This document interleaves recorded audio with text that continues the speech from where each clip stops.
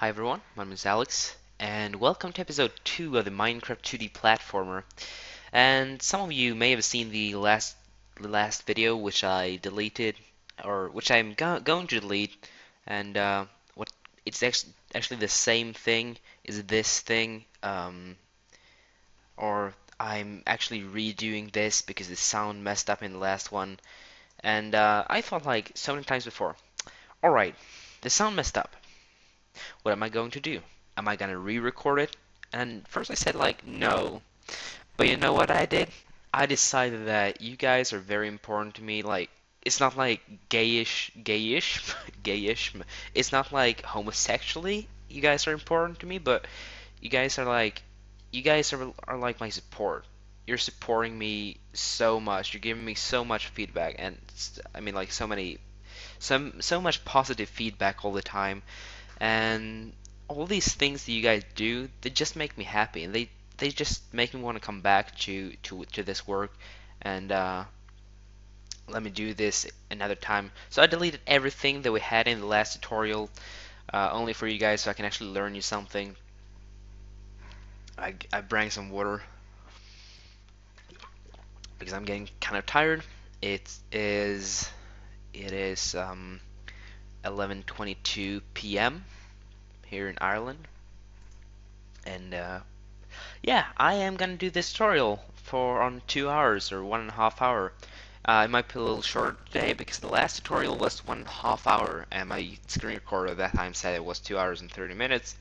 But I mean, like now I kind of know what to do, so it's gonna be a little bit simpler for me because I'm just gonna go through everything, not as fast as I can, but with the best explanations for everything.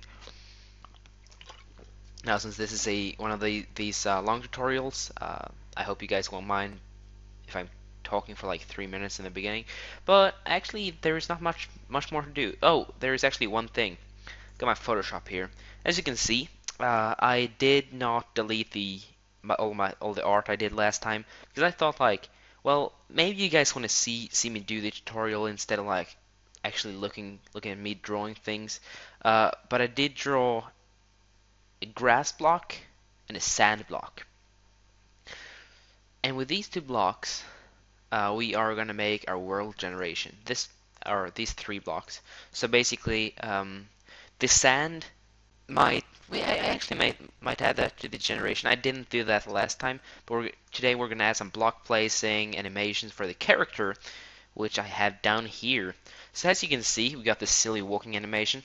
We got a guy just standing there, like normally standing there, looking into his neck.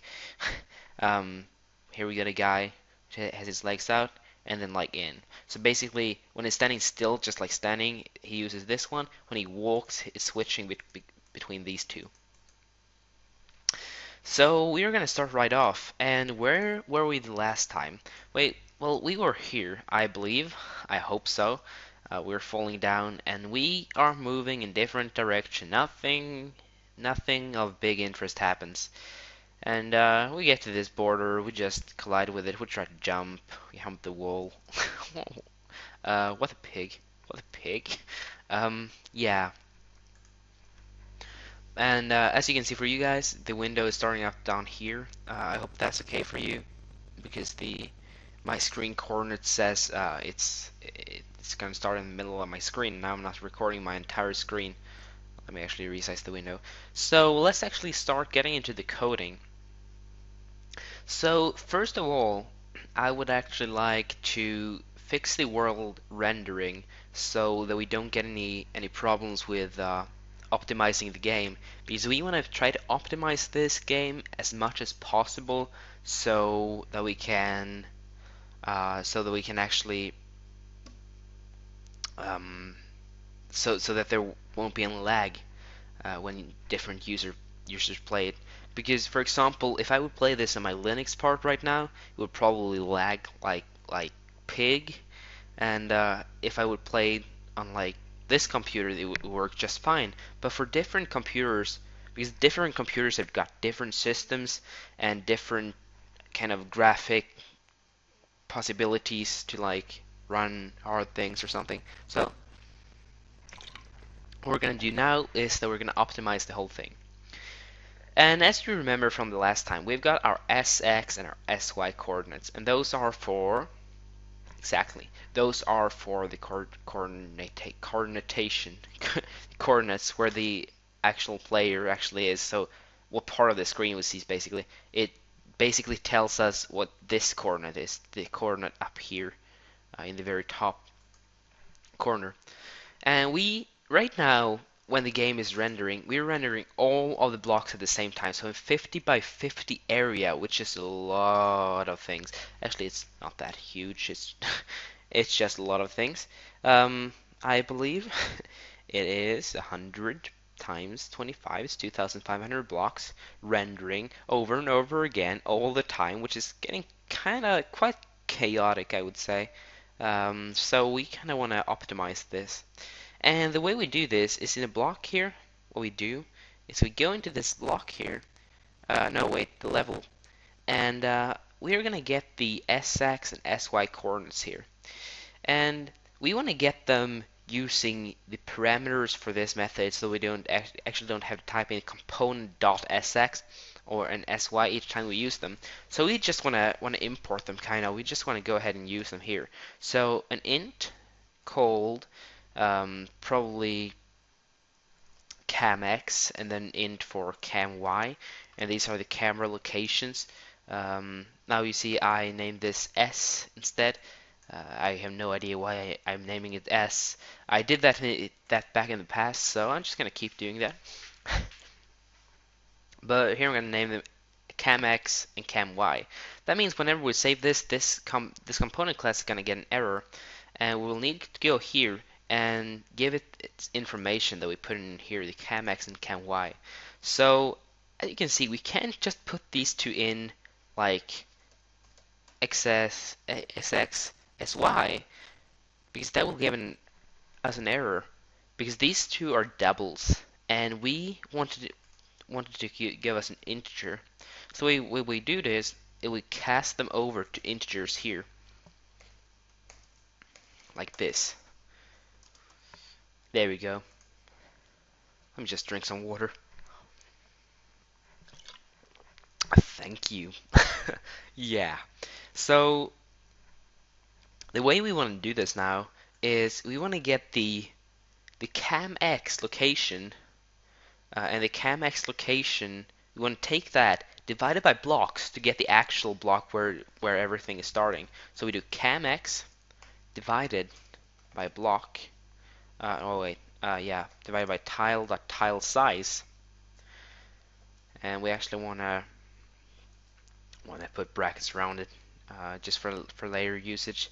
If you want to, you can, before you actually do this, you can just put brackets everywhere instead, so you can actually see where you're supposed to do these things. And down here then, it's camy divided by tile size to get the y coordinate out of our actual start coordinate, the camx and camy. So here we want to do camx divided by tile size. Here we want to do camy divided by tile size. But for these two, because we don't want to render like 0 blocks, it's like 0 between those two. So what we do is we put plus here and how many blocks we want to render. So let's say we want to render 5 blocks now from our character's position.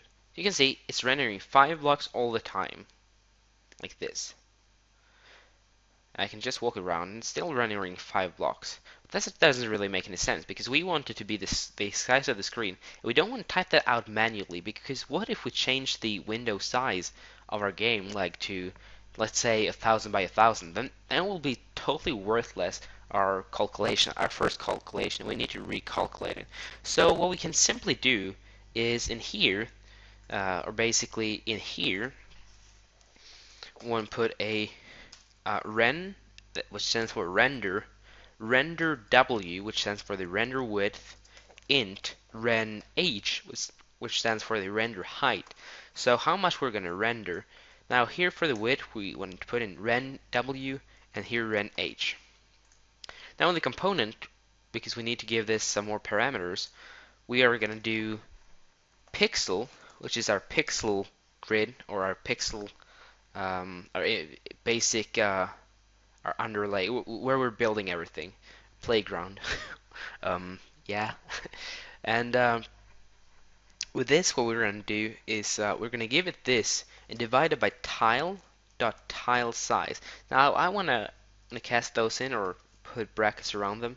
We're going to call it, and I want to do actually this is the width because this is the for the width, the render width, and then for this we want to do pixel dot height divided by tile dot tile size. So we kind of got the actual things now. But whenever it starts to move out of the thing, you can see it's like not really working. And there we're actually getting an error. I'm going to talk about that in a second. But it's always safe if you wanted to cover the whole screen. Do +2 here, so the width and the height the render width and height is always rendering 2 more blocks than you actually typed in. Not entirely sure if it works with one. Maybe, maybe not. But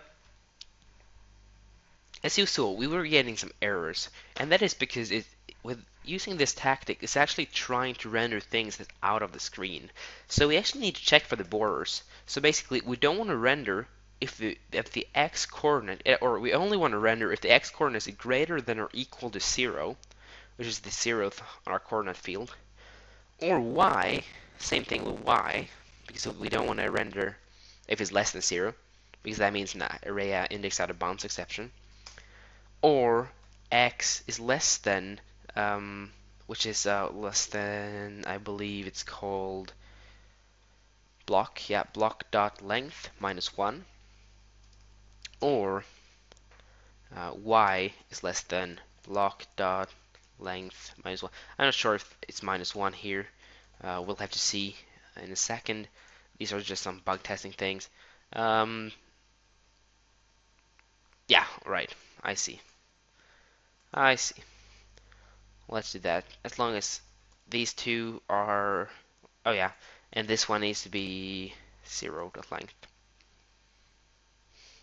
Or we could create variables for this, like public int um, uh, world the world W for world height and world yeah, world W for world width and for the height an H. And we want our world to be 50 deep or 100, actually 70 in width and 50 in height. Just see so we're actually typing everything incorrectly. That also means that we have to change those to world W and world H. So if I just go here, type in world W and world H, what we should get is no errors. Alright, we actually got an error here. But that makes sense. Why were we getting errors now? Generate level. Ah, okay. That makes sense. Actually, it doesn't make any sense at all, but um,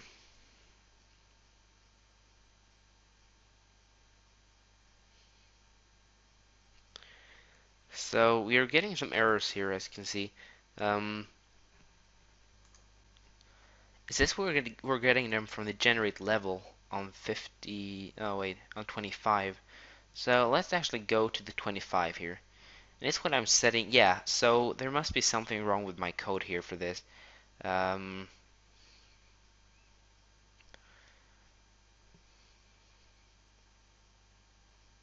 oh, when I tried fixing my code before, or tried correcting my code, I forgot to change these, so you don't have to worry about this.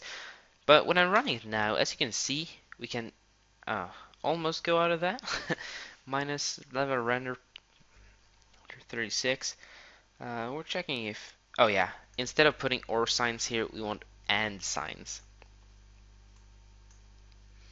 So whenever we run it now, we can go out here, as you can see, and we will not get any errors. And even down here, it will walk this way, and we get to the border over here. We should not have any errors. There we go. So we do not have any errors. That is awesome. So what I want to do next is I'd like to go over to the character, and I would like to add some. First of all, I want to be able to turn him, because right now I can't turn him. Even if I walk to the left, he won't turn. He's still facing the right. And the way we can do this is actually a very, very simple trick.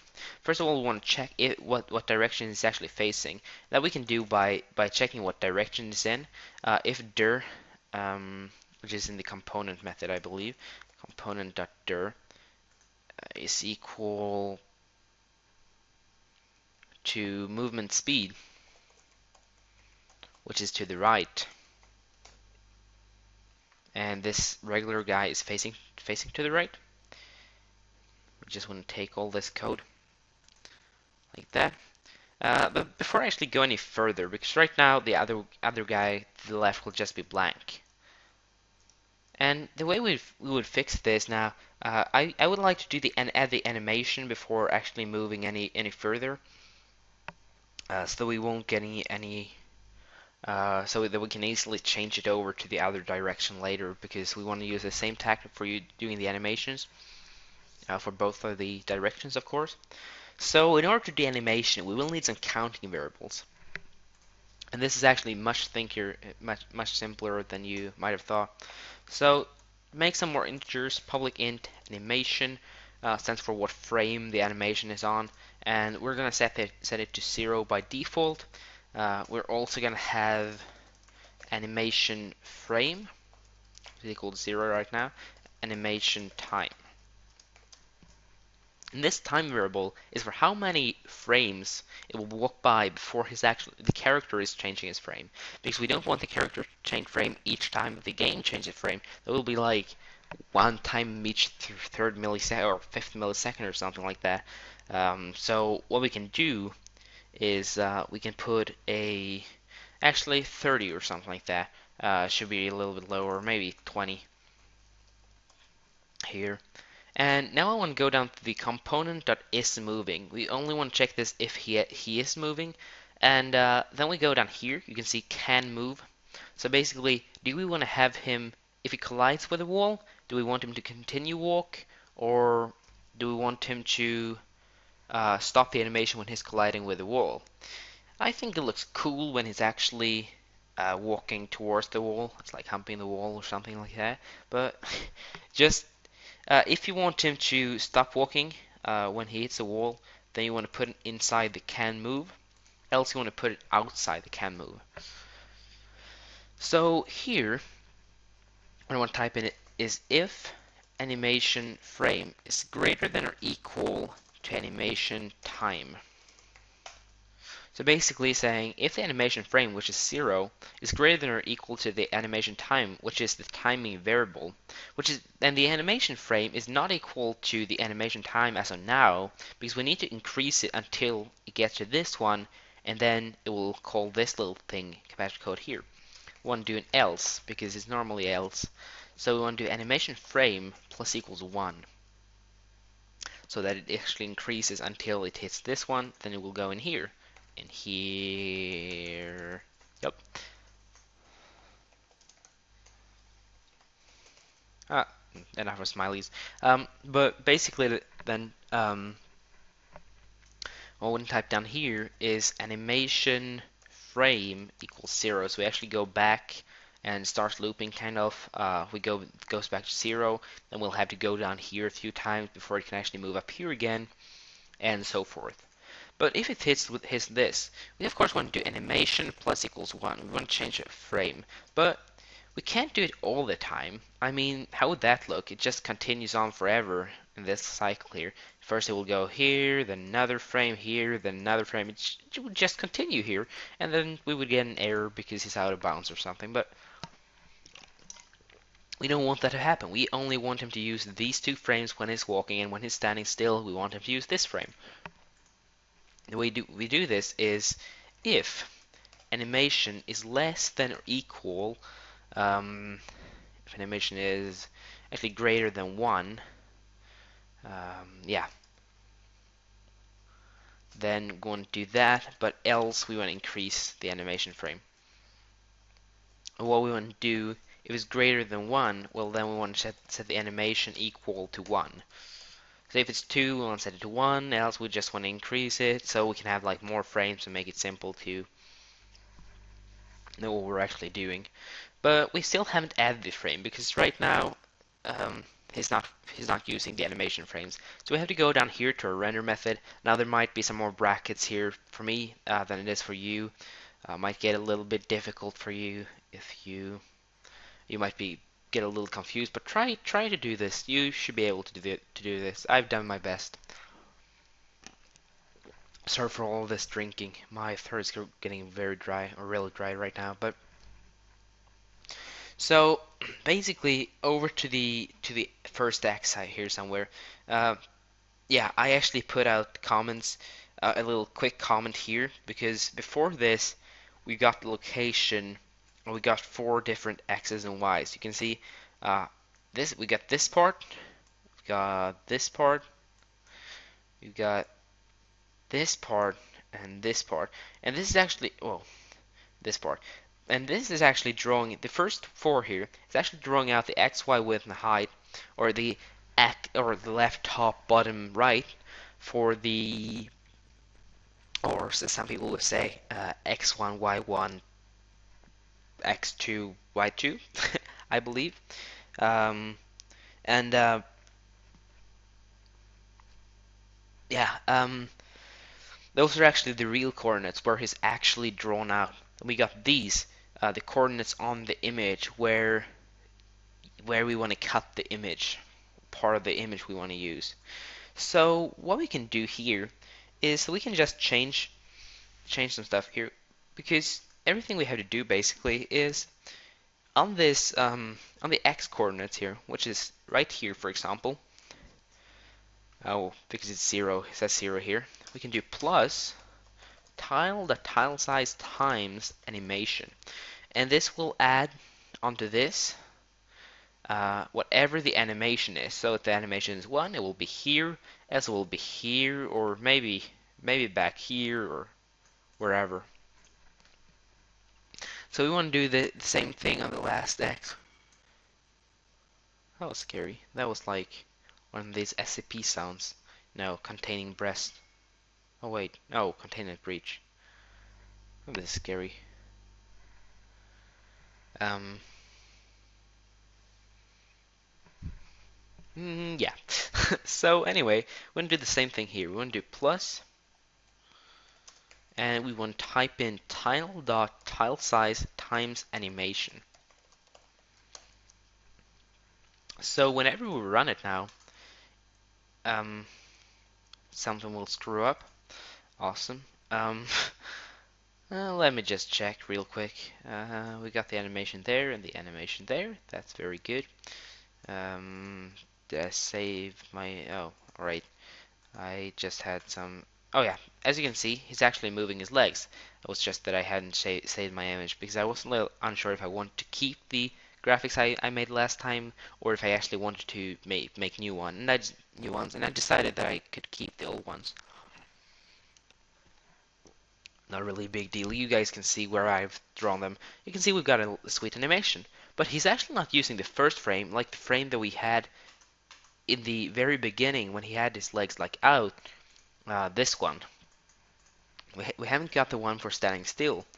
So what we want to do in order to get him standing still is that we need to add, well, if he's not moving, so basically this one, if he's moving is here, then if it's not moving, so else, then animation will go back to 0. So if I move, he will swing his legs, and then I stop, and he will stand still. How pro is that? um, I might want to make the animation a little bit slower though, 25 maybe. So it doesn't look too crazy, 30. And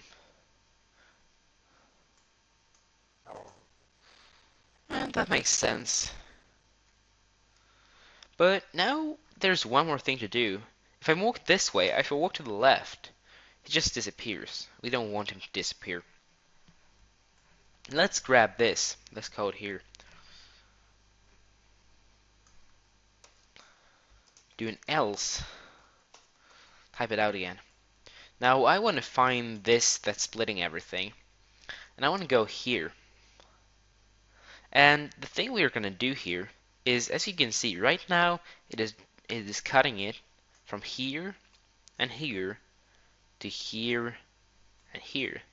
But what if we would reverse the effect, cutting it from here, here to here and here? Well, it's just we're just about to find out. Actually, I know exactly what it does, but uh, I like the excitement in. So, and not that one, the one at the bottom. So if I go up here now until I find the next x coordinate, which is right here, and I just paste it straight away, take the old x coordinate, remove it. That's quite a lot of, oh god, that's quite a lot of code, yeah. And I take this and I move this over to the last location here. What would happen? The result would actually be that it's facing this way now. Now it's facing two different ways. It's facing to the right now to the left. So that worked just how I wanted it to work. I'm actually gonna do a little graphics modification because you guys need to see me draw something. That makes sense. Um, Let me just drag this there. Change my brush to the pencil tool. Do that, and there we go. Now it looks a lot better. That is just what he needs. There we go. So, next thing I would like us to do is probably, let me think, probably deal with the world generation. Yep. So we want the world generation to work now, and as you can see, if you just pause for a second to make two new blocks, you make the grass block and the sand block. This is what we're going to use for the world generation. There's one more thing that we need to do now. That is to import the grass and the sand block. So once you just like before with the other blocks, the air and the earth, public static final int, and brackets because it's an array. Grass, whatever you want to call it. Grass. That just came so proper. But like 1 and then it's 0. Because it's x1, y0, it's this coordinate here. x1, it's here. y0, and that's here. And for the sand block, well, you can always guess. It's pretty simple, I suppose. 2 sand. So that doesn't case mean that we won. Oh wait, what? that doesn't case mean that we're actually done with this. So I can go back to the level now, and I actually want to see. Oh, we got 2 unused import. One import that we are actually going to need now is Java util for the Java util random, because we're going to do random world generation, and then we want stuff to be random. So go down to the generate level, and right now we're just doing for the 0, 0, and the length and the length. We're going to change this to a little bit more random. So first of all, to get a nice playground, we want to do y. If y is equal or is greater than block.length, or actually world height divided by 2, well, then we will do block x y. Now it seems like I accidentally deleted the for loop for y. Let me just re-add that real quick.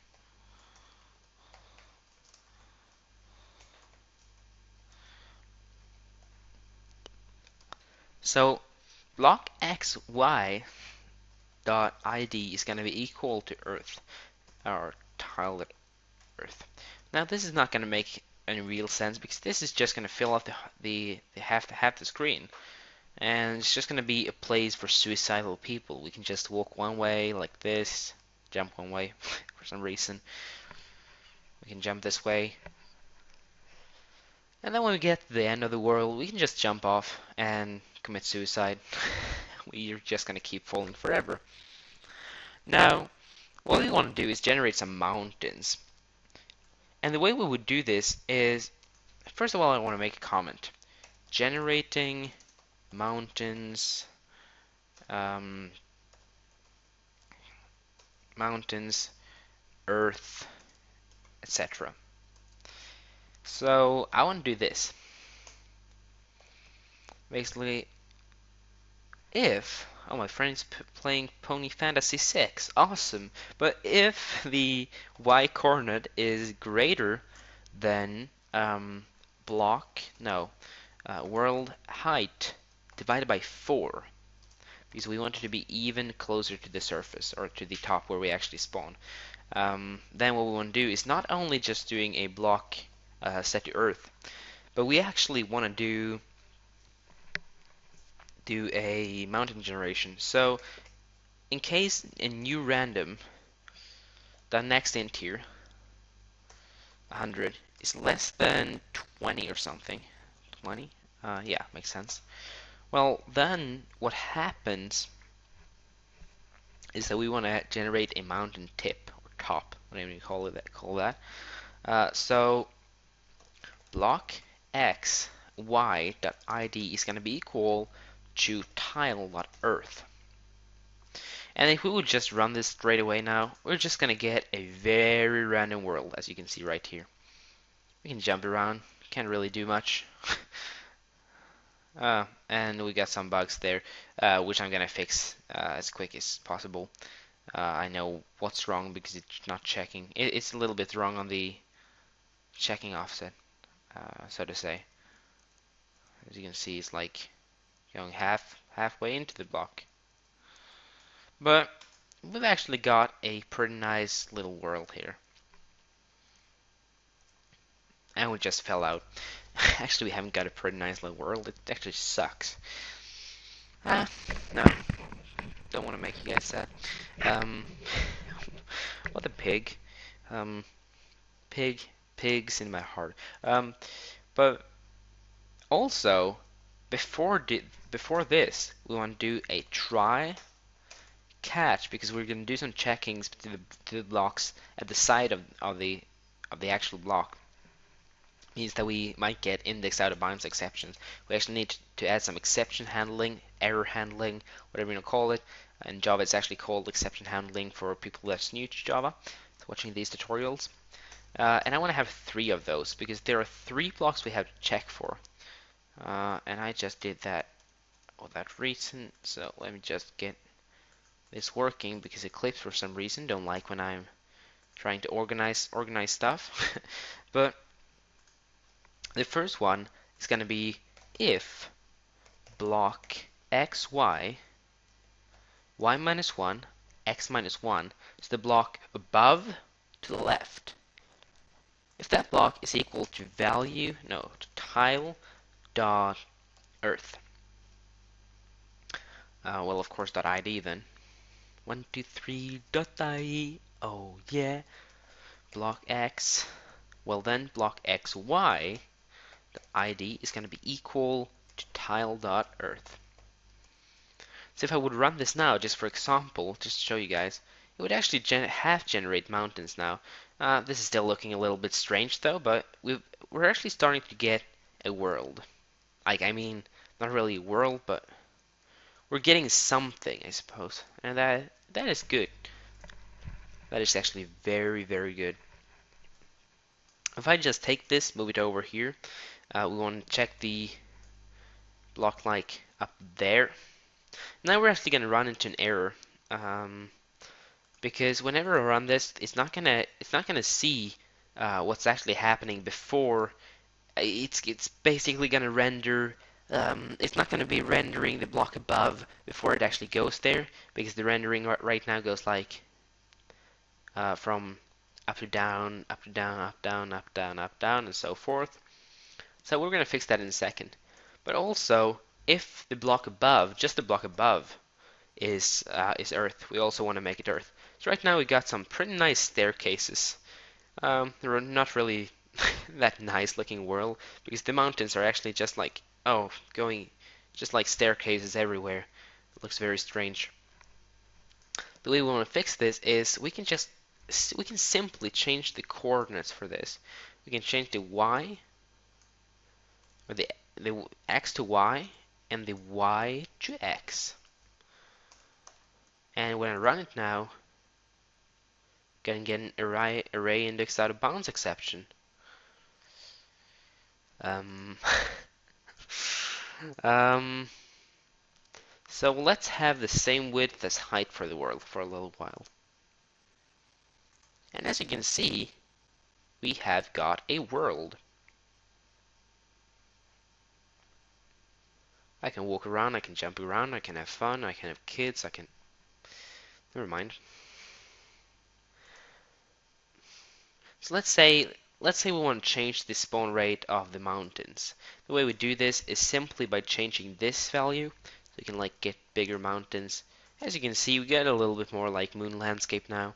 The mountains are still looking a little bit not too random because we got staircases everywhere still. Oh, it's actually nice staircases. We don't want pyramids in our Earth landscape.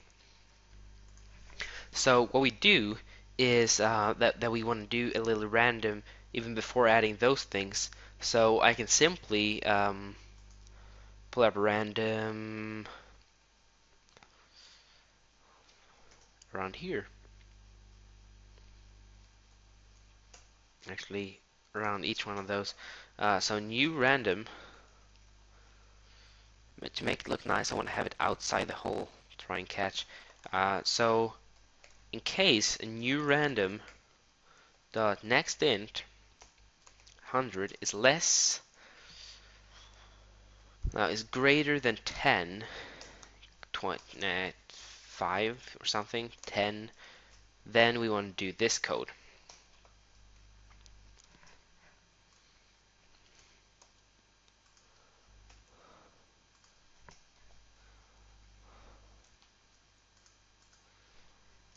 Just like this.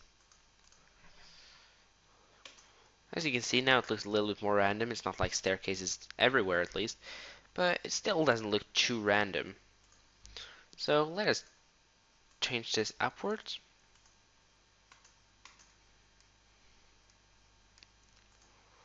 Now this doesn't look too random at all. There we go, now it's starting to be mountains.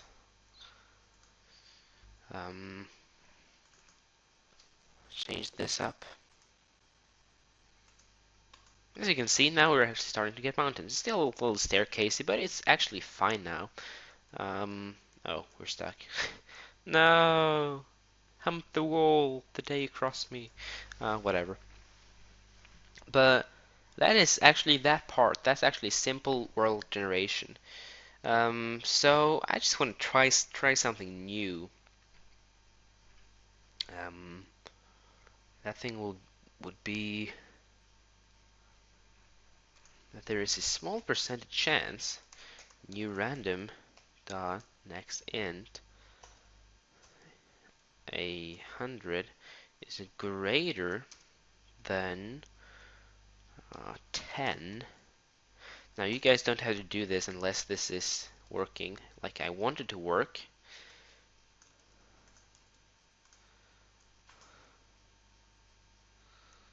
Um,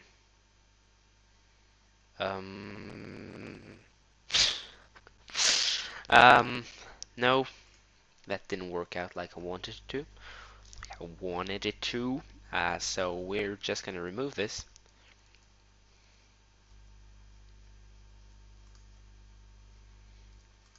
There we go. All right.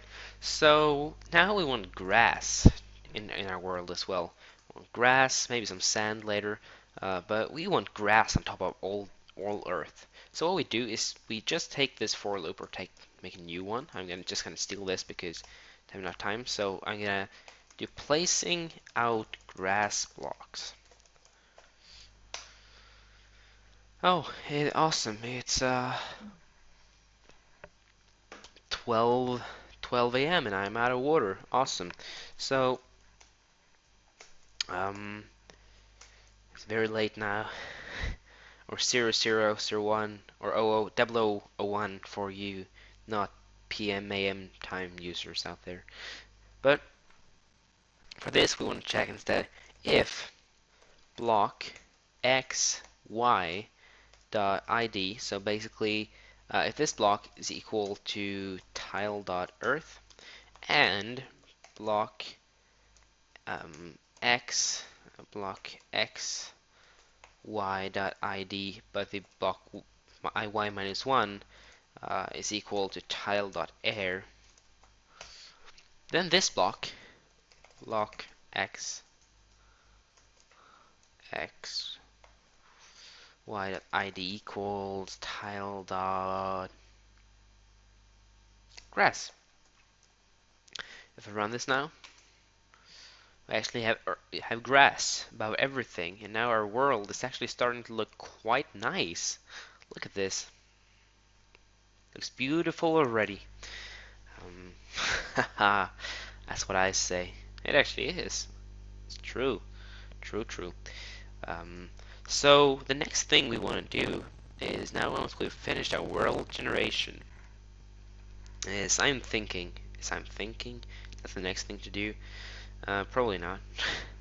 But let's say we want to add destroying blocks and placing blocks.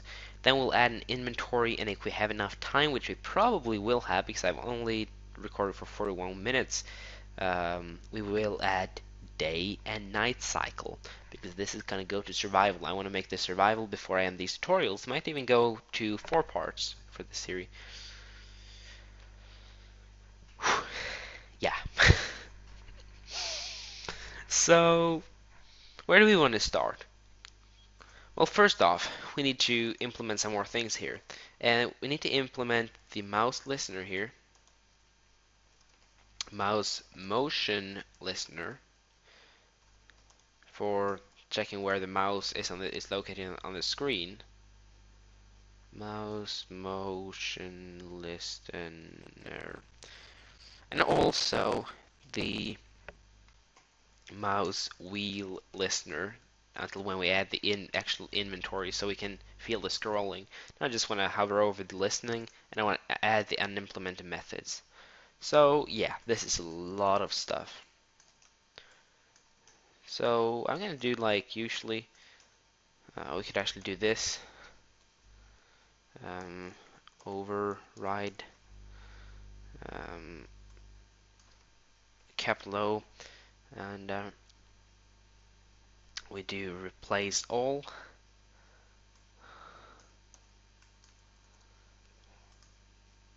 There we go, so everything is away.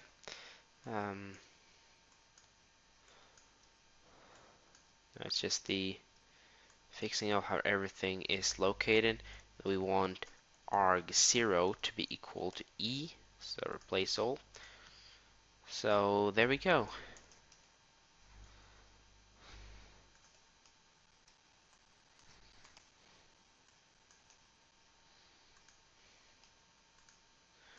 Let's see, everything is nice and organized. There we go. So what we wanna check now is basically, first of all, we want to get the mouse location, then we want to check the click events. Let's get the mouse location. I'm going to use a point in here. Actually, before doing that, we want to add all different events so we can actually, so our applet window here can actually track them and see what's happening on the screen, like what is going on. And the way we do this is that we add a mouse listener for the mouse, new listening for this. Add mouse motion listener, which is new listening as well. And add a mouse wheel listener, new listening. Now once we got them added, we can actually create a point which tells us what coordinates the mouse are on, which is on, or what X and what Y. And the way we do this is we could create a new point up here. So let's do that under the dimensions. public static point MSE equals new point. Just want to set it to 0 by 0 by default, so we don't have any trouble, any errors, because it's out. It's because it's not defined yet, so we don't get any null pointer exceptions. I call it MSE for mouse to make it simple. And now I'm listening for the mouse moved and the mouse dragged, which is for if you're moving your mouse or dragging your mouse. We need to add them for both, because if you're moving the mouse, which is pretty obvious, it will, like when you're doing this, the motions of the mouse, like moving it, then it will actually use this method. But if you're actually holding your mouse down and dragging it or something, it will just ignore this method and just go to the mouse dragged. So now we need to do then component.mse equals, or actually dot set location. So we're not creating too many points. So we're not doing a new point there, because then we'll just create an endless amount of points, which might cause some lag. So we're going to set the location to e.getx and e.gety. You might think, well, that was very simple. I didn't know it was that simple, but it actually is. We got the x and y coordinates for it now. Now we can do the same thing in the mouse dragged.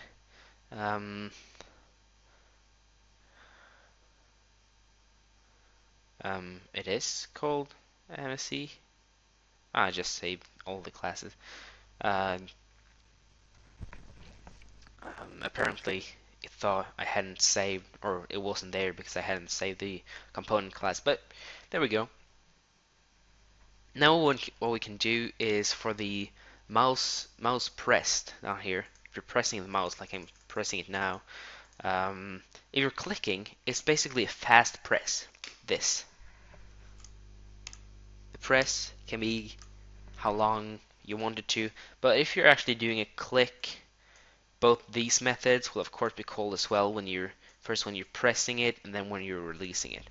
But we're only going to worry about this because a click is sometimes very hard to track. So we're going to go for the mouse press directly. So just jump over to the mouse press down here, and when you're pressing the mouse, we want it to jump over to the level that mouse press. Public void mouse pressed. So we can just remove this. What we can do instead is check if you're holding down the mouse or not. So public static boolean is left down, is mouse left equals to false, and the same thing for public static boolean is mouse right. So if you're pressing the right mouse button, we're going to set this to false by default now. But we only want to know now in the beginning for the left one, so we're only going to worry about this later on when we're actually making it look a little bit more like Minecraft, placing out blocks with your right one and distorting things with the left one. Then we will actually add some more code for that. But for now, we only want to know if you're pressing the mouse here. So basically, if e.getButton is equal to e dot or mouse event dot button 1, which is the left mouse button, and also else if e.getButton equals mouse event dot button 3, which is should be the right one. I'm not entirely sure. Let's check this. Println right button, because the second button I believe is the mouse wheel button, because you can actually press it if you didn't know that, which you might have known already. But yeah, left button for the left mouse button, right button. Yep, I got that right. So whenever you're pressing the left mouse button, it's going to take you the component dot is mouse left equals true, and down here.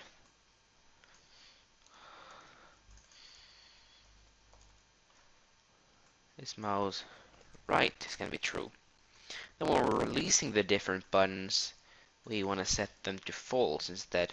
And the reason to that we're not setting both of them to false instead of doing these checks again is that what if the user holds down the left mouse button and he releases the right one and the left one stops working? That would be a shame. So we need to do that extra check there. So now we can start this code directly. Um, we want to do a here in the tick. Oh, we don't have to do it in. Yeah, we can create a tick method somewhere around here. Let's create a tick here. Public void tick.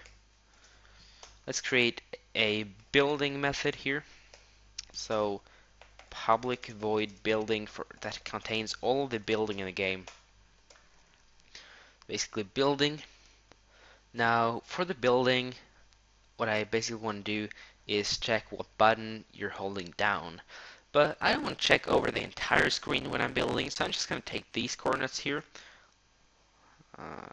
Let's see. Grab coordinates. Can do there. Can Y, ren W, ren height. Get them. Do the same, and then over here, then for the tick method. Um, for the tick method, what we want to do is we want to do level dot tick. Camx sx sy int int. Now I'm too lazy to type out the last thing, so I'm just gonna copy the old one with the way that I had. So we got that set up now. We can actually check when we're holding the mouse button down and so forth. But before we're actually starting to test this, because right now it will just run away if I don't code in the right way in the beginning. But I want to check if it's actually working before I do any extra coding. So what I'm gonna do, since we're actually on the location 0, 0, 0, I'm just gonna take this code here for loops, and I'm gonna do block x y dot id equals tile dot earth. Now everything is gonna go to earth, right? Just like that. So here we want to use the same for loop as we use for the render, so we're actually not checking for the whole screen, which might cause lag if the world is like very big. It's going to take some time for you to check what block you're going to destroy and so forth. It's just going to be a pain in the pig. I don't know why I'm saying pig so much. It makes me happy. It makes me happy. Yep, definitely. But as you can see here now, water, where are you? When I really need you. But basically, what I would like to do now is to start the coding. So first of all, I would like to do some quick things here. So basically,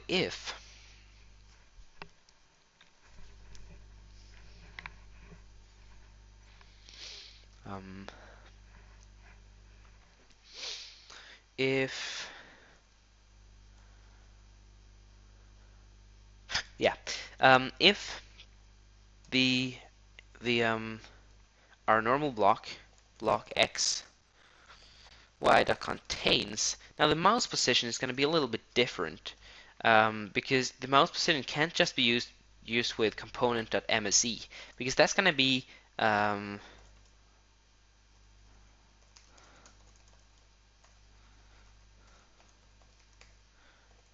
let me just do that. But Basically, the mouse position is going to follow the mouse. And as you know, we have divided the game into two different pixels for each block. Like each pixel in this game is 2 pixels. That means that this mouse position, like if I hold it here, it will result with half the size, which is here, which is kind of weird maybe, but it's quite cool. Actually, it will be the other way. If I hold it here, it will go here. Yeah, there we go. So what we have to do is first of all go in here. Now I know I did this from the last tutorial, or from the one that you guys missed, but I actually changed this one, this pixel size, to static, um, just so that you know that.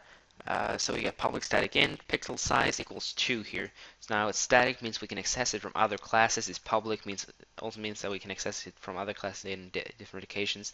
But I want to go to the level here. I would like to do component.sx component.sy. So basically we want to break the loop. Sx msc.x msc.y. We would like to destroy this block xy equal .id equals tile.air.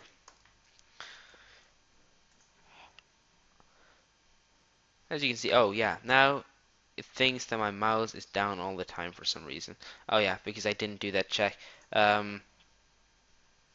But also, we only want to call this if, not here, if component dot. It's going to be some more code for optimizing the game to not lag, to not cause any lag, because we're going to have to do some more for loops here. But we're going to do our best to cause the game to not lag, remember? So, but if the mouse is left mouse button, actually we might, yeah, actually is left. If it's set to the left mouse button, then what's going to happen is all that. Or we could do this to make it not that much code either. So we could just or is mouse right. We'll go in here, but if the action is set to destroy, it will be for the left. But now it will work for both of the keys. So as you can see, I go here, and I'm actually destroying the double the size. So it's only the block up here that is working. So the thing we need to do is take divided by component dot pixel size on both of these. So when I try to run it again now, you can see that I can hold down my mouse button, kind of drawing this. I can make a sad smiley like this. Oh, but that's basically that part. And if I would do this, for example, tile, and I would change the tile size to like 2 or something. I don't want to fall. Why am I falling? 4.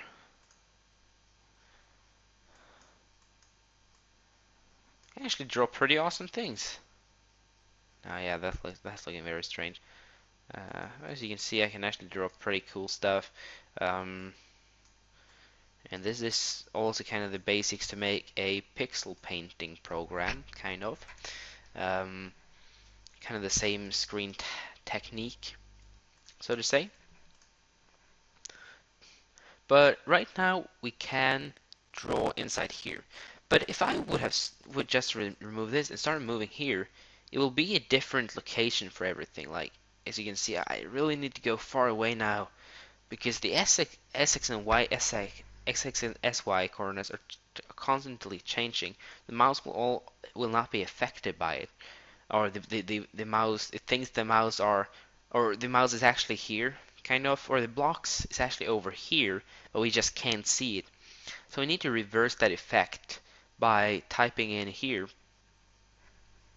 Um, Give me a second. Yeah. So basically, take this plus component.sx, then also here do the same thing, plus component.sy, Of course, cast those to integers.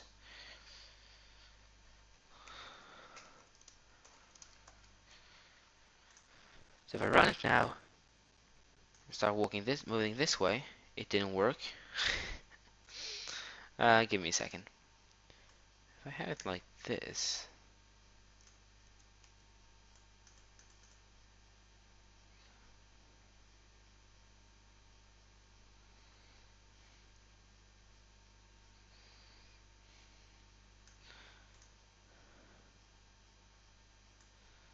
um,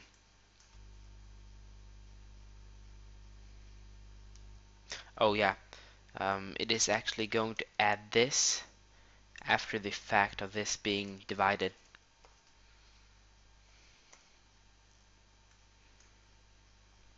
Let me just do that real quick as well. You guys will see the results of this. Now that is there. Trying to remember where all the brackets are so I can easily do this. So if I would destroy this now and walk this way, nothing would happen. The mouse would not be affected by that the blocks are actually moving. Well, it kind of is, but we're changing the position and stuff. We can dig pretty nice caves now, but we still can't place down blocks. And I kind of want to go back to the regular world generation now because we finished what I wanted to finish. So let me just remove this one, and we are back at the regular standard world generation. We can go destroy some blocks here, some random blocks. A meteorite hit the ground. He was a blue meteorite. He hit the ground and there was a large hole in the ground. Ever since. um, yeah? No? You guys don't believe me? Why? You can see my blue meteorite. It looks awesome. Should get rid of this shaking soon. We will sooner or later though. But alright, so when we've actually when we fix this now, oh, 1 hour recording, awesome. But now next we want to add an inventory so we can actually switch through we can switch through different objects using different objects. And the way we would do this would be to create a new class. I'm gonna call mine inventory. And I would also create another class that I'm gonna call cell. Um, Alright, let's close something that we don't need. We will need the listening. Let's fix the listening so we can close it then, because we want a. Actually, let's not. But what is missing? Double rectangle. Oh yeah, we don't really need that. We can actually go close that directly. But the cell is basically an inventory cell. So we're gonna extend this with a normal rectangle. Import java.awt. And just because we extended that, we need to add default serial number, which I actually did in the beginning here. I added this one, but I typed it out, but now I was too lazy, so I just added it um, by hovering over the cell, and it all came. And it all came. What the pig. We want to do a public cell here, and we want to get the x, y, width, and height. So rectangle size, and also int ID for what's in the inventory. So we're gonna have an integer here, a public integer. We're gonna call ID. It's gonna be set to let's say 0 for now, and then this no set bounds is going to be size. So we're setting the bounds, the x, y, width, and height for this object, which is in a rectangle now. Cell is a rectangle called cell, and then this dot id equals id. So with this, what we can do, actually we can't do anything, but let's add it to the inventory. So let's just add a public void render method here. Just going to take a graphics G object. And let's do g.setColor, new color 255, 100, and 100. I don't know why I always do that. It's these nice red pinkish color. Makes sense. But public inventory like this. And we got a public void render method here as well. It's going to be called from the component. And just because we don't really want to bother going back and forth from the component and this method, um, we want to create it in the component right now. We'll jump over here, go over here, and I want to create it here, like public static inventory, just like that. That should work out. And with all this, what we can do is that we can do inventory dot render g. So we got the inventory that render. We're now rendering the inventory. So back in the inventory, we want to set up the cells, and we're only going to work with the inventory bar, like the hot bar down at the bottom of the game. And I just want to do public int, or not public int, public cell, an array of them equals new cell. Now we're going to choose a length for this, so we're going to have tile.inventory length. I'm going to have everything in the cell nice and organized. So public static int inv cell equals 8. I'm also going to have an integer public static int inventory cell space, like cell padding in HTML and various other web languages. Public static int inv border space, like the space between the border and the cells. And then the rest of the generation should be done automatically by the inventory. We need one more thing though. Public static int. This is supposed to be called inv length, I'm pretty sure. And also public static int inv cell space or size is going to be equal to 25. Back here, cell gun error. Yeah, we need to name it. I'm going to call it inv underscore bar for the inventory bar. And we're going to do for int I equals 0, I is less than inv bar dot length. It doesn't make any sense if it's Java. It should name it like this. I++. So now we're looping through the whole array, the inventory array, the cells. So what we want to do is inv bar equals new cell, which takes a new rectangle first, and then an ID, which is going to be tile.air. We're going to use exactly the same IDs that we use for the placed out blocks as we are using for the items and so forth, which is something that you guys are going to have to deal with. I guess it's fine, but yeah. So new rectangle, and tile with air. And in this rectangle, I'm just gonna make sure that this is correct though.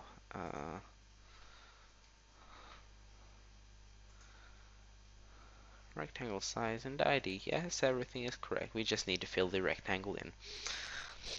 So I will do this, then get fix.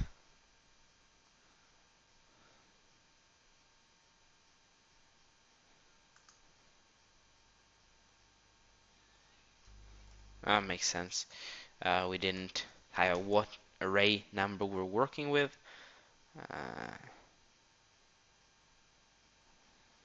We got a rectangle.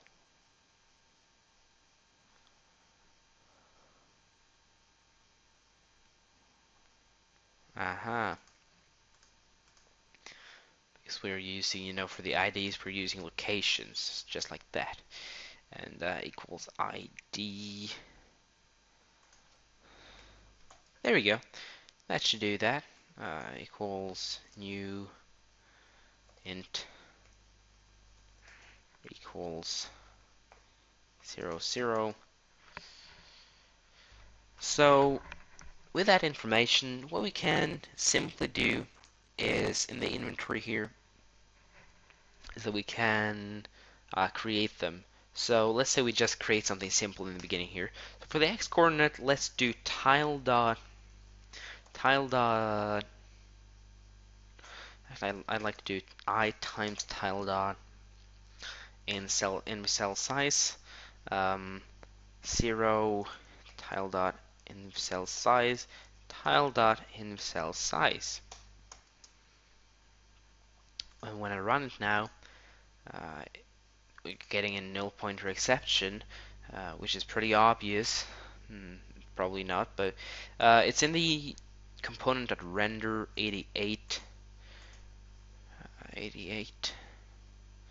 inventory. We never created the inventory. Not a big surprise though. So we want to do inventory equals new inventory like this, and then we should be able to run it just like this. And we have now got our inventory.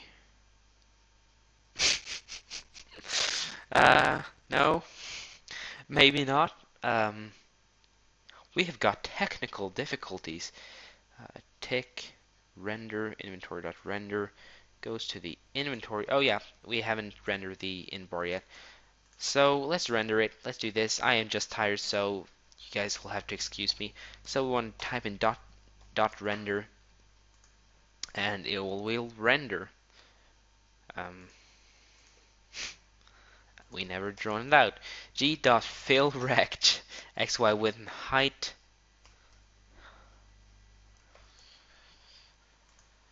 There we go. Finally, we've got it to work. Awesome. But we kind of want to have spaces between them. So let's do times this plus tile dot in cell space. Yep. That makes sense. That makes perfect sense. But we also want to have it on the bottom, and then after adding it down here, we are going to center align it. So the way we do this, the way we do this thing, is that we are going to do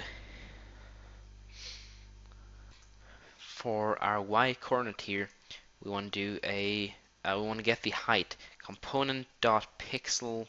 So we're using the actual pixel grid. The height minus tile dot inv cell size. What is that plus tile dot inv in cell space, and that will get them down there. And it's not supposed to be. It's supposed to be inv border space if we want to change that, how many pixels it's away from the border. So now we have got, now once we've gotten that, basically oh, that's scary, standing on top of the thing. Oh, you can change direction even if you stand up there. Awesome. But we now got them nicely aligned to the bottom of the whole thing. So last thing now we'll want to do here today is that we want to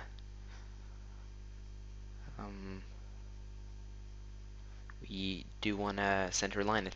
And the way we center align something like this is simply just centering align it, centering it, I suppose. The way you would do this is that we would go to the x coordinate here, and we would just ignore whatever happens here, because this is going to be the last action that we do. Before this action, what we'll want to do is to basically center everything so we can simply just center it later. But we want to take this, copy it. We're not going to use it just yet. But first of all, we want to do component.pixel.width divided by 2. Now we're in the middle of the whole thing.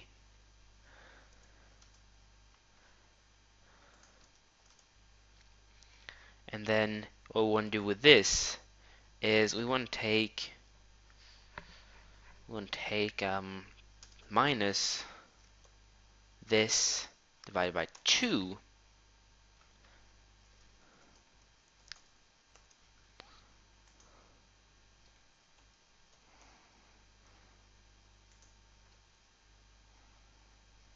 I'm confused. Alright, but that should work. So that should have the front of there. Yeah, that works. Dividing that by 2 whenever I run it now. Everything looks pretty messed up. Um,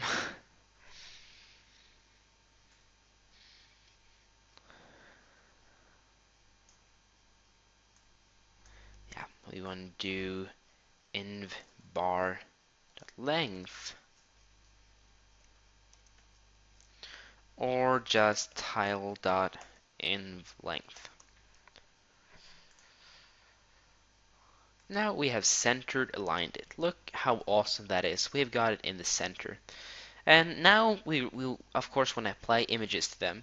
And like so many times before in this tutorial, I've already made those images. Just go File, Open, and those are saved as tile underscore cell and tile underscore select. If I open the cell, we got the regular inventory cell, which I actually made in the last tutorial when there was no sound for it, and the tile select. Because you know how in Minecraft there's this little selector, this little select cursor that pops over to different blocks and selects them. Just like we've got this basic grid for everything. So we're gonna go up here, and since I already have them, you're just gonna have to make them and save them in the same folder. This is 25 by 25 pixels, so 25 by 25, and this is 27 by 27 pixels. So just remember that. Tile select, tile cell. You guys should understand that. Oh, no pixels were selected? Really? So, oh, just show my desktop. Hide desktop icons. Now you can't see anything. Awesome. And what I want to do now is for the thing. First, I want to import the images. The way we do this, remember, is public static buffered image tile, because I call these tile instead of tile sets, because a tile set is complete like a tile set. There's a 20 by 20 and 20 by 20 area of tile set or tile sets. So the 20 by 20 area of tiles is just a lot of tiles here. And over here, we've only got one single tile, so we don't want to call this a tile set. So I call it tile underscore cell and tile underscore select. So over here, I want to have tile underscore cell and public static image tile underscore select. And I'm just going to be lazy. I'm just going to copy all this twice and do tile underscore cell instead here and tile underscore select, because we're just quickly importing those images so that we have them in our program in no time. Now we got those into our program, now we can go ahead and use them.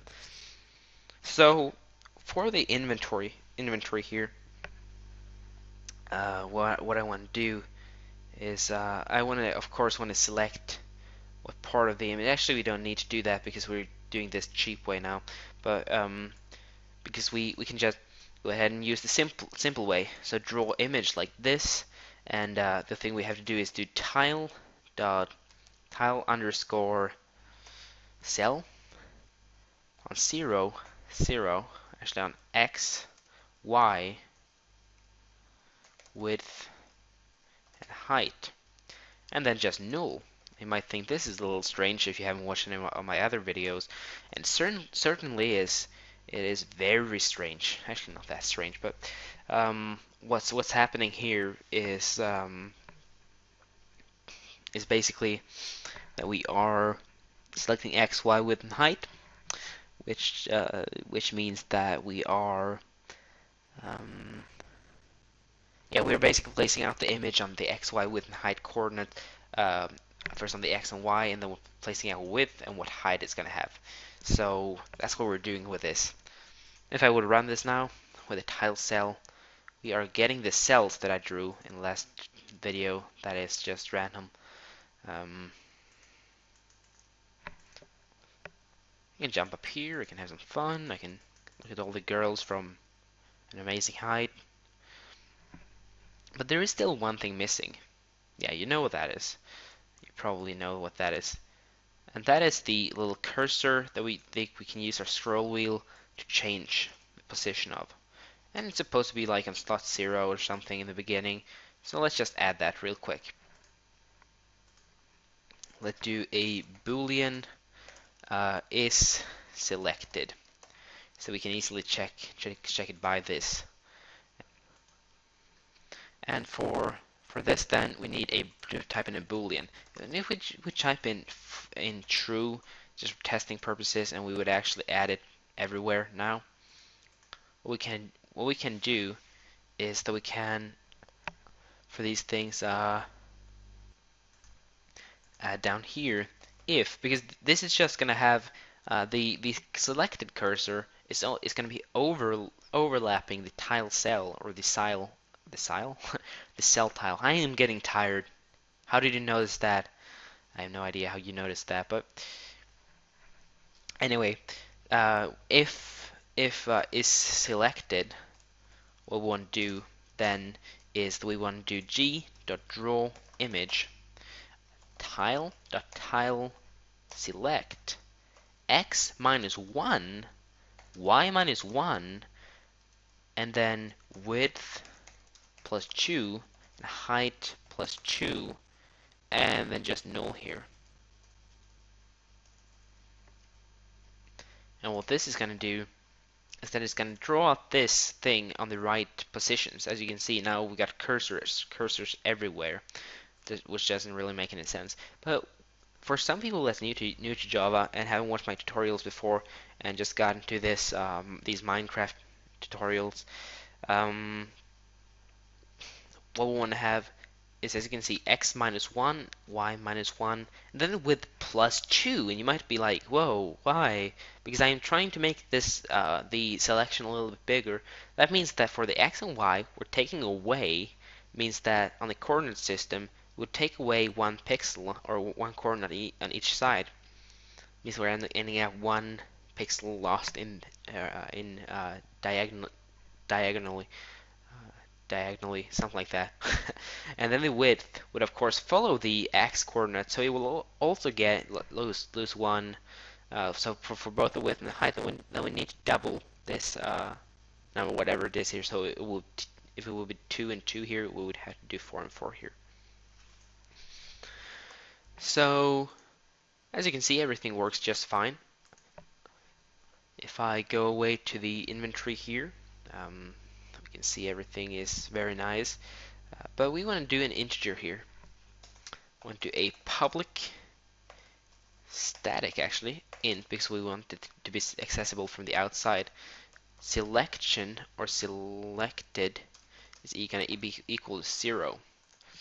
And if I is equal to selected else boolean is selected equals false, and if it's equal to the y here, or to the I here, is selected, it's going to go true. Is selected will be put in here. We know where the coordinate is. As you can see, we've now got the first cell selected here. And now there's the last thing to do. And the last thing to do is to add the scrolling. The way we want to add the scrolling is to use our mouse wheel listener. So mouse wheel moved. And to check if it's moving up or down, we need to do an if statement, of course. And we can get the movement by typing e, the get scroll type, I believe. And if it's equal to, or if it's greater than 0, I want to print out a message, moved upwards,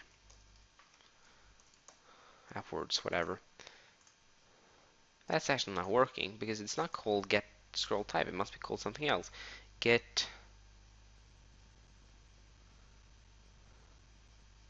wheel rotation. There we go. Got that. So e.get wheel rotation is greater than 0. If I'm scrolling this up now,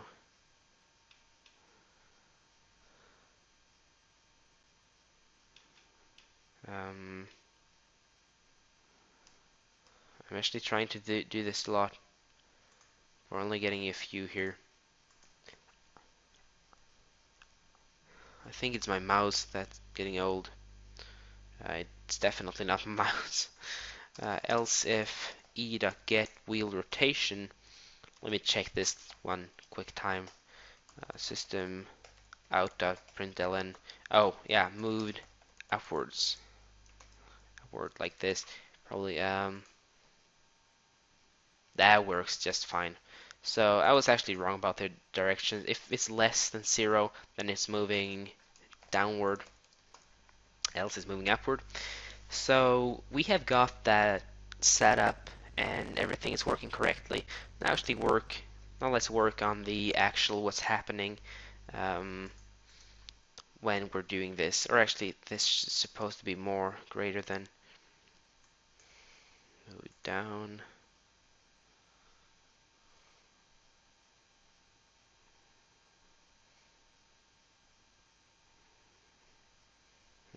We'll just see real quick. Yeah. Um, so let's type out a comment upward, and here a one saying downward. And if it goes upward in Minecraft, I believe it goes to the left. I'm not entirely sure, but we're gonna actually let's try to the right, and I'll see how I feel. So let's do if, or actually let's go take it to the right. If inventory dot selected is less than tile size, no, tile dot in length -1, then inventory dot select. I will explain this in a second, by the way. Select plus equals 1. Now when I move downwards, it goes there, but else inventory dot selected equals 0. As you can see, we're now moving it. We're not scrolling the whole thing over like this. We're just scrolling it. Alex here. A L. Never mind. Let's do that as an ending or something. But else, if this is not that, this is not that. Let's just copy that. Do minus equals 1 instead. And for this, tile dot in length -1. I'm doing -1, well, because erase always starts at 0, by the way. Unless you do some extra code, which is just very annoying. And that's nothing I'm going to show you because you're just going to have to deal with this. Actually, it's something very nice actually when you've used it for a while. It feels kind of logical that it starts with 0. I don't know why, it just does. But if this is greater than or equal to or greater than 0, look at this.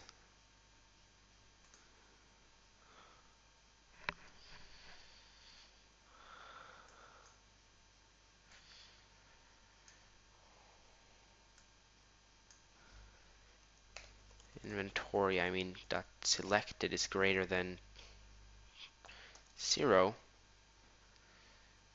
else, yeah, look at this. got this working now, we can actually move around here. What this basically does is, if it's hitting the edge, it always jumps back to zero, either jumps back to zero or jumps to the other end of the inventory. So we are removing some blocks now, digging a hole to hell, the nether. So we're just keep continuing to fall down. And that's that part, because now we've got that that finished, that set up and finished. Everything is working as it should work. Let's say that is finished. Now we want to add some blocks so we actually know what's into our inventory. So go to your inventory and start adding some blocks. So let's do this. Inv bar 0.id is going to be equal to, let's say, tile.earth. Inv bar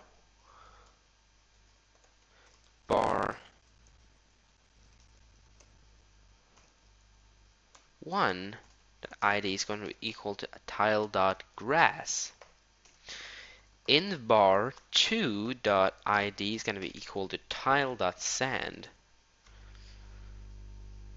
So we have got that, like earth, grass, and sand in our inventory, but it's not going to show up yet because we haven't coded the actual showing up for it.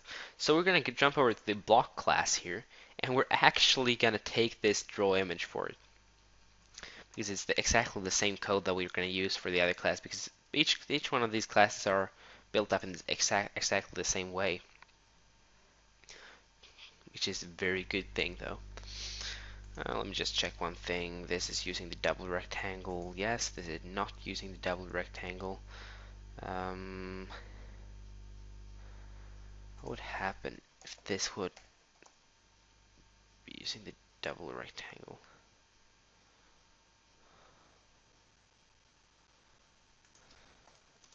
Let me just try one thing real quick.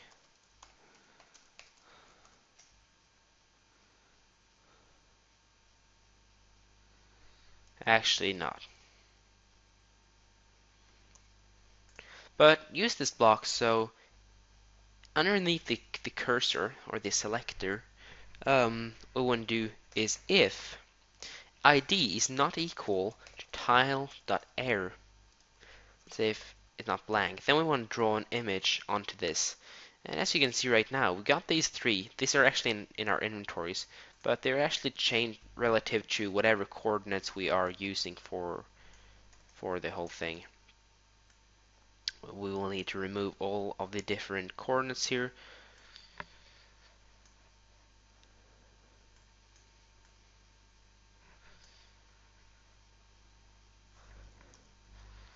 I should have done that. Yep, we are now using this. As you can see, we got grass block, but they're a little bit too big. Yes, they are. They are indeed. So let's add another variable here.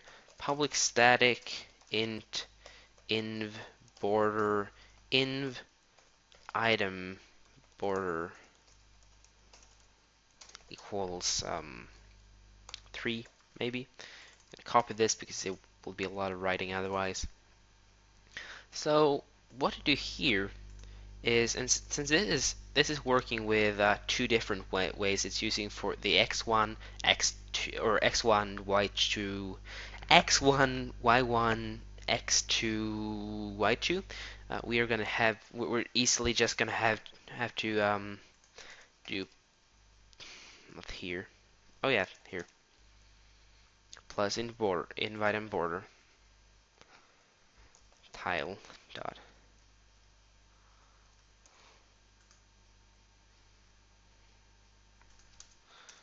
plus minus and minus. When I run this now, blocks are actually a little bit further in. We maybe want them to be even further in. Then we want to go over to the block again. The block, wait. Maybe not the block, the tile maybe. Maybe. Tile. Maybe 5. I don't know. Now the blocks are getting a little bit too small. 4 maybe.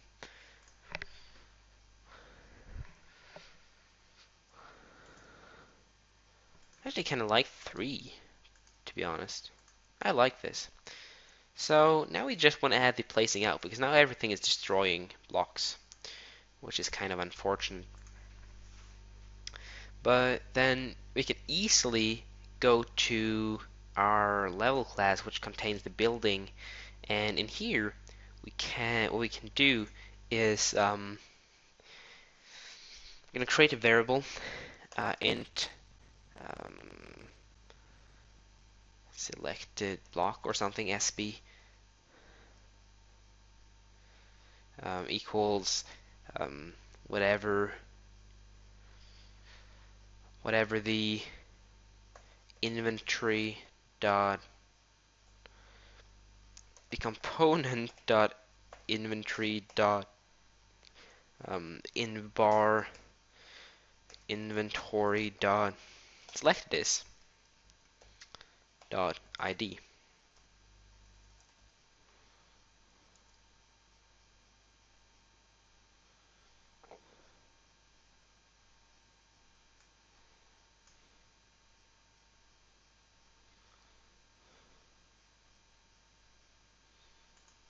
Oh yeah, there we go. So we got that ID directly from whatever's under our cursor here and so forth.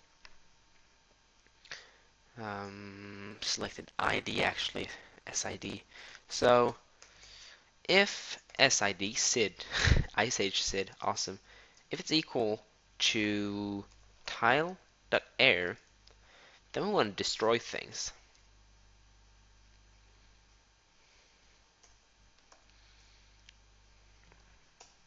And this is first of all if component dot is mouse left. But else if component, so what if the mouse is the right? Well, then we can build. So if SID SID is equal to tile.earth or SID equals tile.grass or SID equals tile.sand, block xy dot id is going to be equal to SID. If we run this now, and we can actually do we can actually remove this. So let's say just whatever we hold in our hand, we can actually destroy things. Don't need it to be air necessarily. So I can destroy blocks like this, and I can also place them out with my right mouse button. But one thing that's kind of important is that if you place something on top of grass, I want the grass to disappear. And this is just for the creative sake. We are going to change this later to the survival, because this is just going to be creative. We're going to be able to make things very nice, very quickly. So what we want to do is we want to have a little mode where we can not select, because this is not going to be like a real big game. As of now, we're going to change it to survival soon anyway. But if block x y plus 1 dot id is equal to tile dot earth, no, dot grass, if I can spell. Yeah, I am definitely getting tired. Then block x y dot id is going to be equal to tile dot earth. Whenever we place something on top of a grass block, nothing will happen. Block x, y.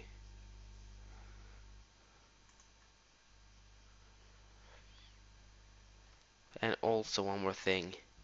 If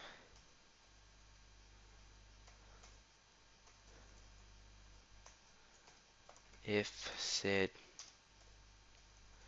no, if block x, y is equal to tile dot air, it's not equal to tile dot air, so something, oh yeah, tile there. So there's something, it's a buildable area. That's the only time we can actually build on top of it. .id. So we can't overwrite blocks, but if y plus one, oh yeah, then the plus one here, uh, the same block. So basically, if I place something there, this block, and if this block was grass, then we'll remove that block for me, so I can easily make awesome looking surfaces. Talk about Gravel Express, like Paul Source Jr. normally says in Minecraft. I am sometimes watching some Let's Play of Minecraft and some stuff just for fun. I do think it's a good game though, even if I'm a Java programmer and I'm kind of trying to get my good games myself. I know that Minecraft, when I think a game is fun, even if I don't really like playing those kind of games sometimes, well, then I do like them just because, I mean, like, I don't like them because they are popular, but at the same time, like them because they are good. That makes any sense to you? I definitely hope it does. There we go. Nice little house. So, and we're also gonna add walls soon, of course, so we can actually make some walls, add some walls to this. Um, I look like some sort of creeper, actually. Yeah. But we got that. That's very good. But there's also one more thing. Because what if we are doing this? Oh, wait a second. Exactly, we're placing down grass blocks like this. We don't want the grass. Actually, we maybe want it to make these things. I don't know. I actually kind of like this. I think it's kind of cool because then you can make some more things. It won't take away all the possibilities for you. Kind of sad when games are taking away all the possibilities to like build exactly how you want to build things. I kind of like this grass. Like if you so you can actually place it out at the same time. Like basically have no real option for it. So yeah, that makes sense. Let's actually keep this. Oh yeah, so we do actually have like a good 20 minutes to add the last thing, which is night and daytime. This is going to be very simple. We are just going to create a sky class like this for the sky, and I'm going to need some time to talk as well. But public void, public sky. We're actually not going to need that, but we're going to need a public void render method. It takes in a graphics G object. We're going to have a timing variable, public void tick.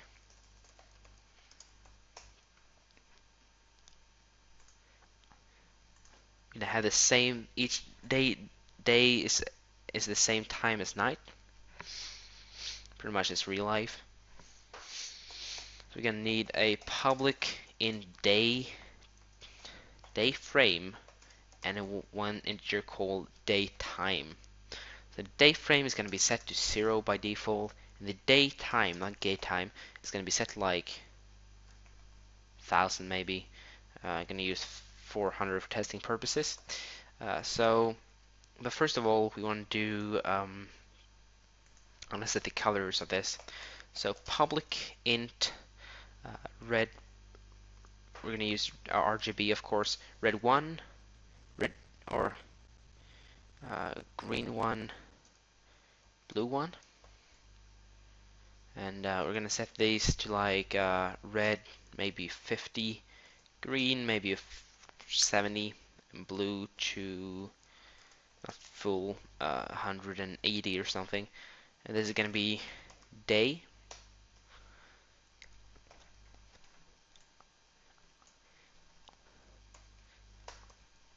Now for these, for R2G2, R2G2, R2D2, and here we're gonna drag this up like 240, and the green, we're gonna drag that down to 30. Red is also gonna be pulled down to like 30 or something. Actually 20, 20, 100.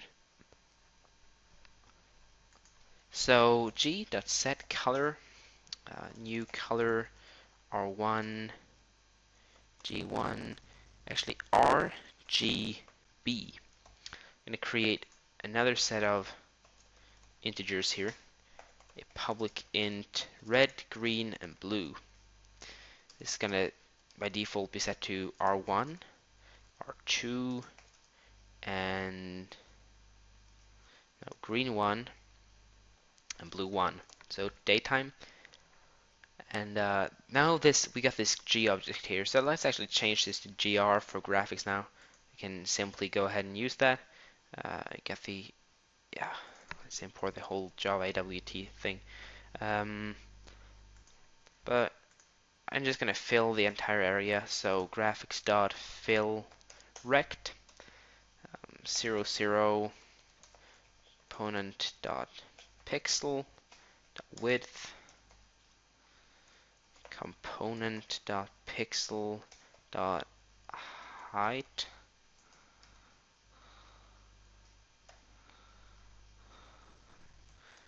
There we go. So with that, we can simply create a new sky object here. Public static sky. And down here we want to render it. Sky dot rend, but not last. We need to we need to render this first. Sky dot render G. This is going to cause our game to crash, obviously. Where do we create the define method here? Sky equals new sky.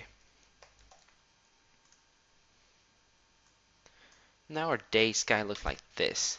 I want to lighten that up a little bit, so let's change the green, and let's see how that goes. Starting to give us a little nicer look here. 20 here. This is starting to look like something.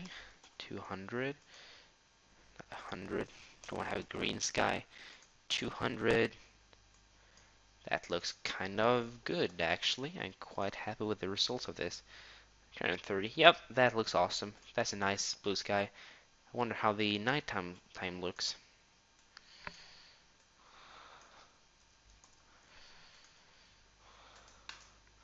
That is nice for nighttime. So what I want to do, I would actually like to drag this down to 80 and have this set to 15 and 15. Christine. 15 Christine. Is there anyone out there named Christine? I am very happy to announce that I just said your name. Oh my god. But for the tick here, as you can see, as you like in the beginning, it's daytime. We want to make it nighttime. So basically, when I have a boolean here, actually int time. For example, if we want to do some Terraria shit like with the blood moon and stuff, then we want to have a time variable instead of a boolean just going true or false. So public int night equals 1, public int day equals 0, and 1 o'clock in the morning. 1 o'clock a.m. Awesome. But time is going to be set to day in the beginning, of course. And in the constructor, we can actually create the constructor public sky if day equals time equals day, then r equals r1, r equals r2, r equals r3, no, 1, 1, red, green, blue, blue, green. There we go. So we can copy this, else if time equals night. So we got day, and we have got night. Look at that. That is awesome. Oh, let's walk this way. The zombies won't kill me. I'm scared. Jump, jump, jump, jump, jump. Oh, jump. Oh, jump, jump. Zombies hunting me. Oh, God. No choice. I had no choice. Right. I'm still alive. Oh, zombie. Ah. Am I tired or what? Playing games in the middle of a programming Java tutorial. That is awesome. Actually, not that awesome, but if day, actually not. If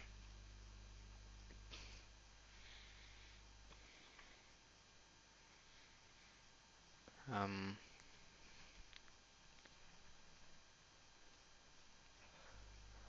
might I ask myself, how did I plan this out? Oh yeah, that makes sense. But if day frame is greater than or equal to day time here, else day frame plus equals 1 and day frame is going to be equal to 0. And here we want to have day, actually we just want to see here, I want to make some things here. Public void set day, actually not set day and set 9, because we're not gonna make it go not instantly. We want this guy to slowly change color over time. And the way we would do this is by doing we would do, just to test this out, r equals r2, green equals green 2, and blue equals blue 2. Let's just see that the counter is actually working. Oh, that was quick now. Alright. Oh, it's that day. There we go. So after a little while here, any second now, I might need to call the tick from this method actually. So sky.tick.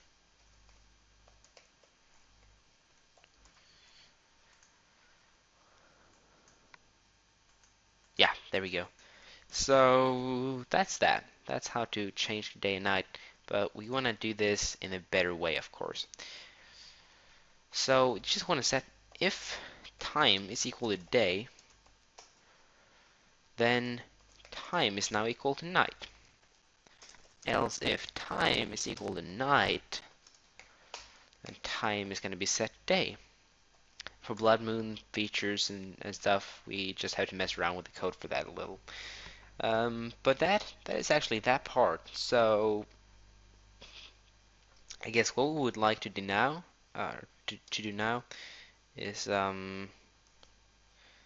is to go ahead and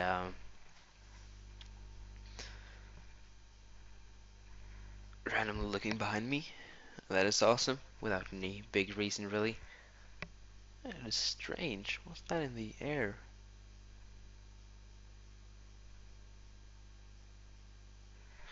Okay, let's just keep working and let's just try to not care about that for a little while. Um, but if R is in that case equal, yeah, if R, so basically if time equals day, and here else if time equals night, then basically what we want to do is if R1 is less than day will be, there's going to be increased if it's nighttime. Oh wait, if R1 is greater than R2, which it should be, if R, then R minus equal 1. Let's check this out, and let's actually change the time to 200 instead to make this go very fast.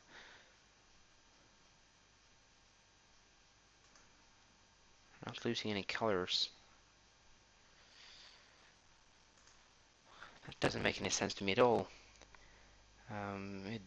Midnight, else it's day.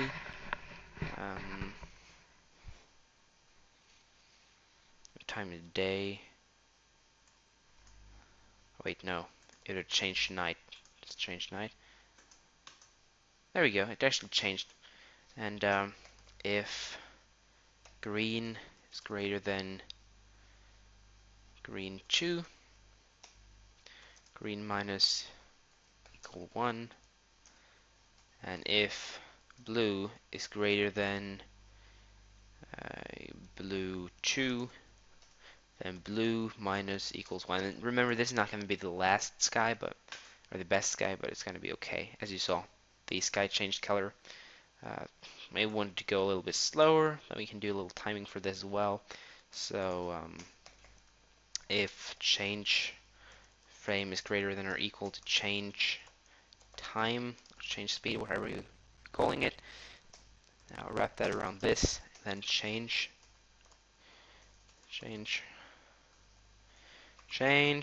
frame plus equals 1. Here change frame is equal to 0. Let's do this.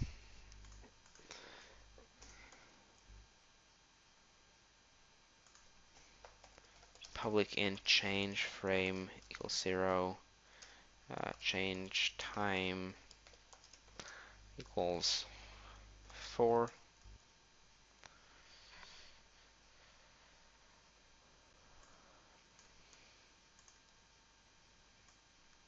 R is greater than R1. Actually, it's less than. Then we want to increase it or increment it by 1. Yeah.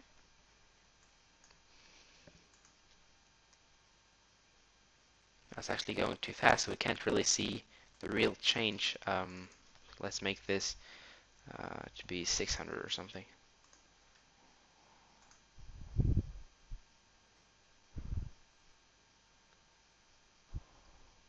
Nighttime, daytime.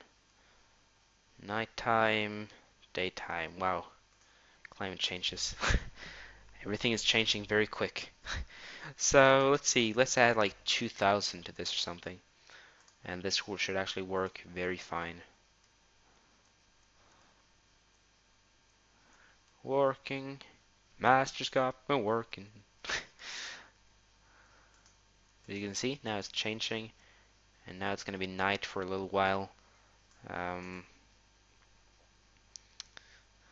So let's take a little cave by night time here. And now it's daytime again. Very nice. Very nice and ghastly, if you ask me. We're also going to add a sun, so don't worry about that. So we will actually see what time it is of the day. So don't worry about that. Don't worry about that. We are going to add a lot of awesome stuff to me. I'm going to add a lot of cool stuff for you guys, so to make you guys happy. So this was actually the remake, kind of, our last episode. I should not be able to place that. Good. But this was actually the remake of the last episode that the sound messed up on. Hope the sound doesn't mess up on this one. I actually used Camtasia to record this instead because I just felt no, this is not going to work. Faststone is not going to work. So there's a few things that I want to kind of announce and talk about before I actually leave you guys your day. First of all, thank you guys very much for watching, and I'm happy I remade this. Make me kind of happy. kind of felt that sorry for you guys that you wouldn't get a good education. Kind of felt kind of bad uh, because the just uploading the source for the last tutorial. But thank you guys very much for kind of supporting me with this and not raging just because the last tutorial didn't, or the other tutorial actually didn't have sound, and delete that from my channel. So some people that's like newer, like from 2013 or something, or 2013, they will just be like, "Whoa, what are you talking about, Alex?" I don't know what I'm talking about. I'm just talking about some random stuff. Um, I guess. But um, another thing on my website, I will put up tomorrow or today. I would highly appreciate, you don't have to, but I would gladly take some donations from you guys. It's not important. I'm still being a free education source, but when it comes to my different projects, they still need money, and it doesn't really matter if you support me or not. I will always find a way to get money, but all the money they would donate there would go to my projects, and I have a few. I have a special project for example, the game website where all of you guys can be involved, and I would need some money for a domain and a good server. Probably gonna buy one. Probably not gonna use one of my other computers or something to host the server. So I would need some money for that, but I could get them myself. It's not important. It's not like I'm telling guys like or giving you an order to give me money. But today or tomorrow there will be a donate button on my website, so it's up to you if you want to donate or not. It's not that important, but I would be very glad if you did. Um, because for this game website that I'm about to create, or actually I'm coding right now, you guys are going to be able to have accounts and you're going to be able to sign up. And with this sign up, you can choose to be a Java developer for the website. Means you can create games for the website and upload them and have them as applets. It's going to be completely for Java developers, Java applets on the entire web page. Going to be a lot of them. You guys are going to be involved into it, and whatever the adverts on your specific page for your game earns, you will get about 20% of whatever that is. Maybe a bit more, yeah, a bit more probably. But you will get some money for being a developer there. In the beginning, it will go kind of slow, but as quick as some more people gets into it, we all will be probably rather happy. So if you want to support that project, just go there, donate today or tomorrow, uh, whenever the button is up, the donate button, and yeah, I will thank you very much for watching this tutorial. I'm sorry for that the sound messed up in the last tutorial or in the last test to record, but I am back on track again, I believe. So yeah, that's that for this tutorial. We fixed some pretty cool stuff in this tutorial. I even added a day and night cycle, which I didn't do the last time I recorded this. I'm quite happy I re-recorded it. Unless in the next tutorial we're probably going to go into some skills, some more inventory stuff, having a bigger inventory, and and so forth. Some pickaxes, mining, crafting, and all of those good things. So thank you guys for watching, and I will see you again next time. Thank you for watching, and don't forget to subscribe if you're new to my channel. And bye, I suppose.